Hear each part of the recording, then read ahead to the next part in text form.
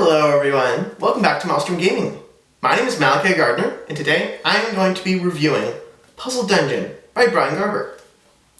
So, what is Puzzle Dungeon? Well, Puzzle Dungeon is a card game for one player. In Puzzle Dungeon, you are going to be playing as an adventurer, a monster hunter. The game comes with a healthy stack of monster hunters. There's, I think, 32 inside the base game, and then if you have the Kickstarter Deluxe Edition, then there's going to be like 150 more.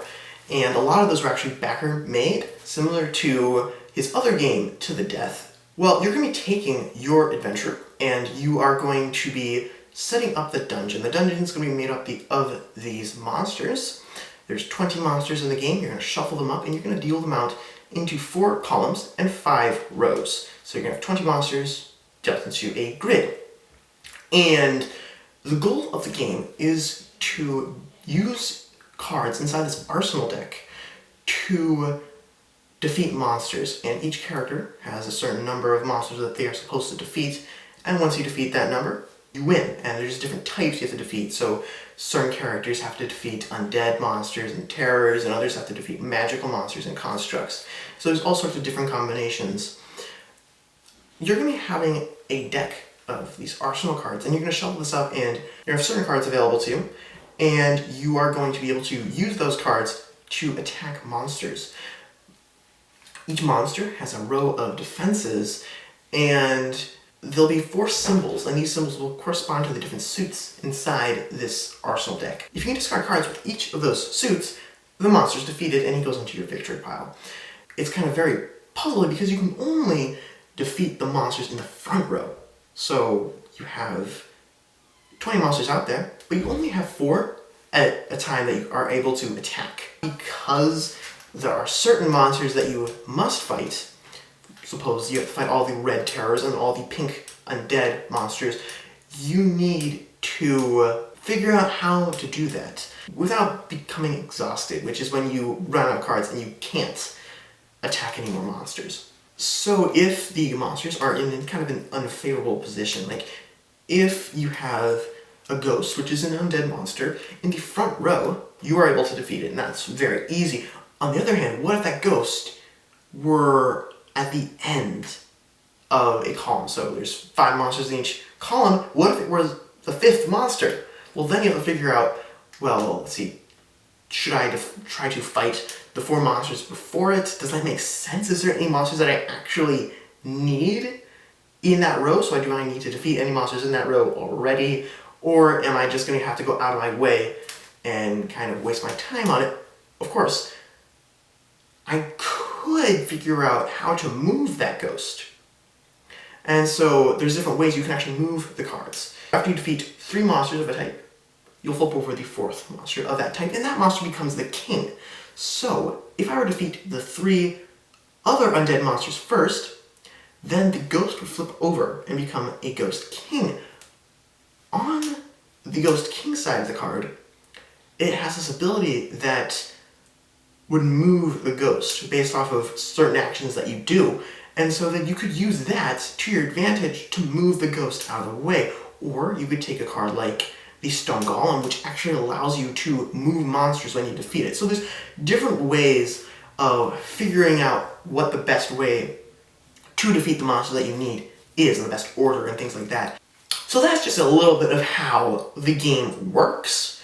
And if you want to see more of how the game works, you can check out my playthrough videos of Puzzle Dungeon, and that will give you a really good feel of how to play the game and then what the game actually looks like when you play it. And you can check those out if you want to hear more about how the game plays. But right now, I'm actually just going to go talk about my thoughts of the game. Overall, I did enjoy the game, and there's a bunch of things I really liked. So one of the things that I like the most about this game is the box size. So this is just the lid, but you can see the box is very small. It definitely, fits in the palm of my hand. In fact, in order to demonstrate this, you can just compare it to your standard reference, watermelon. That isn't right. Anyway, so it's very small.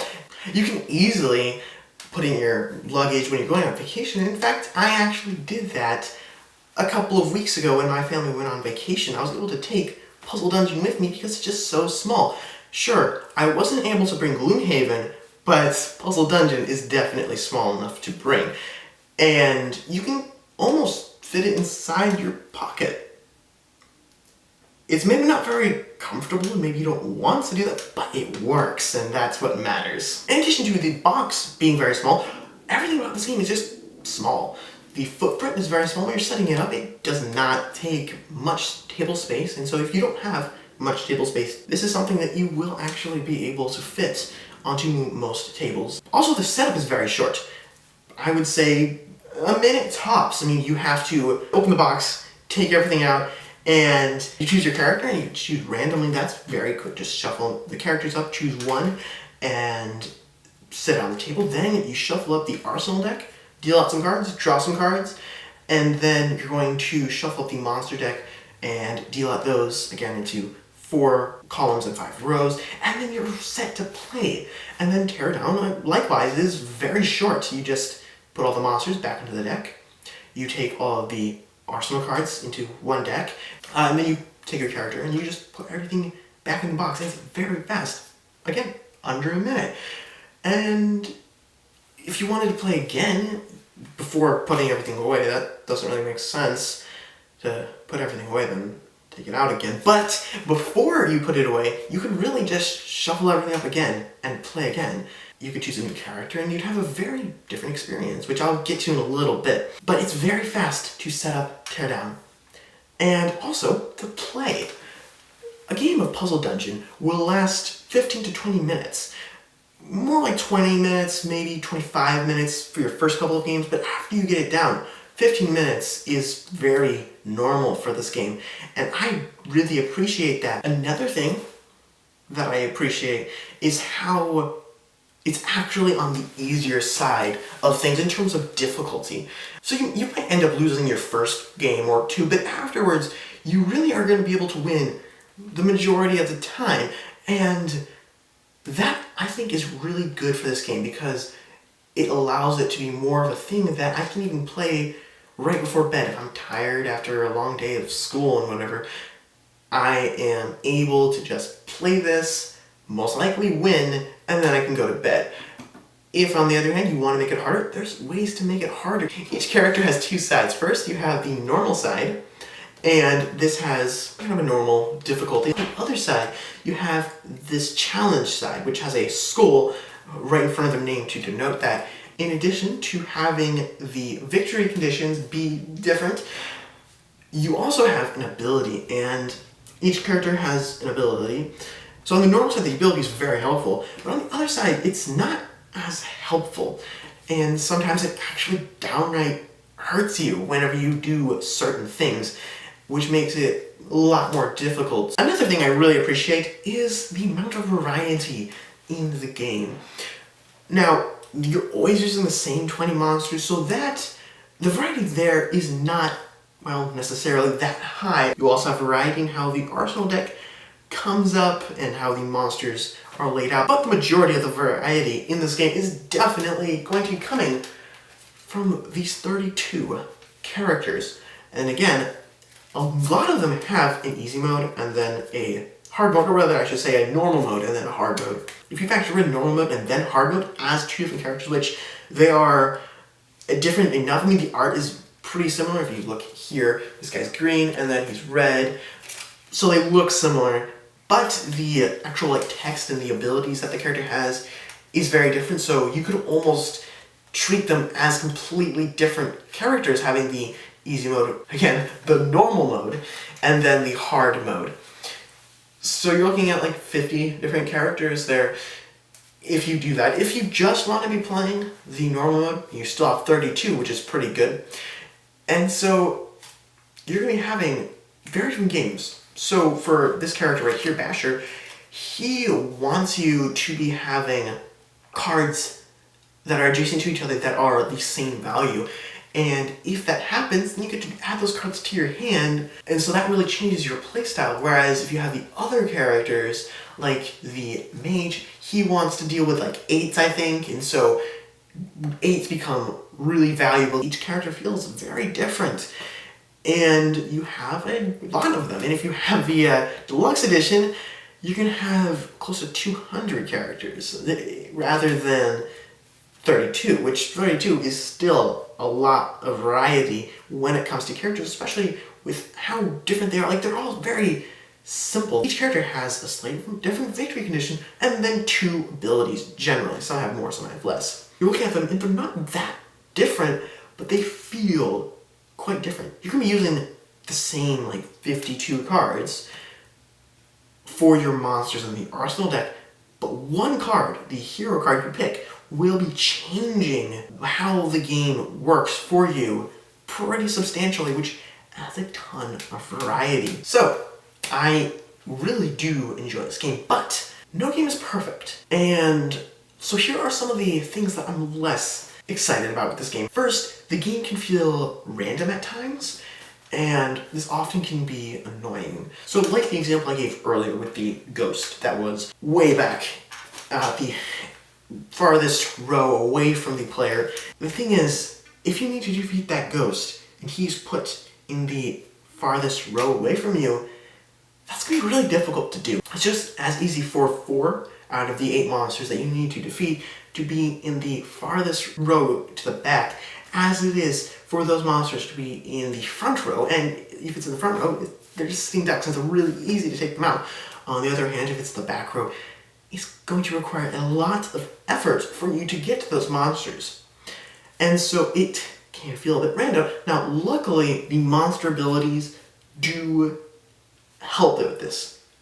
So first you have, like the golem I talked about earlier, where he is able to move monsters around in the grid. And so you have ways of mitigating that luck, but it can feel lucky at times, and you can still have times when, even with all those luck mitigating effects with the monsters, there are times when you just can't utilize those. Well, the thing is, with those abilities, they only trigger if you defeat that monster. That's the reward you get for defeating that monster. So if I defeat the stone golem, my reward is that I can move one of the monsters to a more favorable position.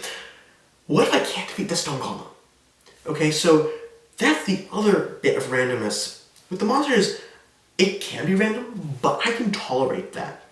The thing that really bugs me when it comes to randomness with this game is that you have your arsenal deck, and so you have 32 cards here, and these are the cards which have the different numbers and suits. And the problem is that you shuffle this, and you only have access to a limited amount of cards. You have cards in your hand, you start with 6 of those, and those are free for you to use. But then you also have cards that are dealt out, and you're only allowed to use very specific cards from that dealt out column. And as the game progresses, you really aren't going to be able to add cards to your hand easily. You can very easily just deal cards out, but you don't control what comes out. It's just a random card every single time. And what if you can't use the card you need? You are very reliant on the luck of the draw there. You can get into positions where you're very reliant on the luck of the draw. In my playthrough video, which again, you can watch to find more about this game, I reached this points where I was unable to do anything, and I was just drawing cards hoping that I would be able to do something. Now, I did end up being able to win that game, so there's often times where you just feel like you are in a rut and you're just drawing cards hoping that you're able to do something, and then something will click, and then you are able to now take control of the game again. You don't often lose because of the luck of the draw. You sometimes will. Even if you end up winning, just for a brief point in time, not feeling like you're able to do anything, it can feel annoying. It isn't that big of a deal that it happens every single game for a very long period of time, but every couple of games you'll have this stretch of time, it's not that long, where you are just unable to do anything except draw more cards in hope that you're able to do something in the near future. But it's really not that big a deal that I would say you shouldn't get this game. But I do think it is something that you should be aware of when you're considering purchasing this game, because that can happen. And it's not unique to this game. It is in other things as well. Some of my favorite games also have, luck of the draw where it can run rampant, but I feel with this game, it's a little bit more prone to that. The biggest problem I have with this game is the rulebook. The rulebook it's pretty short. You have just a double-sided sheet of paper, and it's not the most clear. You could use more diagrams and things like that. It took me a little bit of time to figure this out. I had to read the rulebook twice. I'm having to read the rulebook several times to be able to figure out how to play and to feel like you're not doing anything wrong. It does take a while. In fact, I had read the rulebook twice, and I played, 10, 15 games, and I realized that I was doing something wrong. And so I reread the rulebook, this one specific part, and then I figured out, after reading this section 3 times, I finally figured out what was off. And now I've been playing it correctly, but it did take me a while to figure out the rules, and it's just not something I normally have a problem with. This game's not that complex of a game, it's pretty simple, and if I wasn't able to figure it out that easily, that's kind of a problem. But luckily for you guys, you are able to watch my playthrough videos, and hopefully that will help you to understand the rules better. One last thing before I tell you guys my verdict is that I have a second copy of the game here sent to me by Brian Garber, and I would like to give it to you guys. What you need to do to enter into the drawing is to subscribe to this channel, like this video, and then comment below telling me what your favorite board game is. And then you will be entered into the drawing. And so I'll be drawing a name on August 1st, and so you have plenty of time to enter into that in. Hey, maybe you'll get this game. I look forward to drawing and seeing which one of you gets this game. Alright, so what is my final verdict for the game? Well, since getting it a month or two ago, it has become my go-to tiny little card game. It is the one that I want to bring with me on vacations, just because it's so small and easy to set up and easy to play. It is my go-to game when I just want something really short, 15, 20 minutes, and especially when I want to win, I can use the normal difficulty, and if I want to have a harder challenge, I really want to have to strategize about what I'm doing in the game, then I can just flip over pretty much any of those characters, and I have a whole new experience, and it is much harder. The game has a lot of variety, and I just enjoy it. I like the art, and I like the card play. It's very small, and I appreciate that. And I appreciate that it also has a lot of replayability. And with a lot of these small games, like Friday, I feel like with Friday, I am playing this, and I'm having fun, but then after playing a couple more times, it just becomes less fun because it's kind of all the same thing. Everything is just static with that game. Nothing really changes significantly. Whereas with this, the most defining part of each game is your hero card, and there's tons of characters. This is the character I played on my video, and they're very different characters. This one, he wants doubles, so he wants like 2 2s, 2 4s, 2 6s, and he gets bonuses for that. This person wants to have cards that have the same value, that are adjacent to each other, and then that gives him a bonus. So they're all different, right? It's very simple things, it's just slight rule tweaks that make the characters different.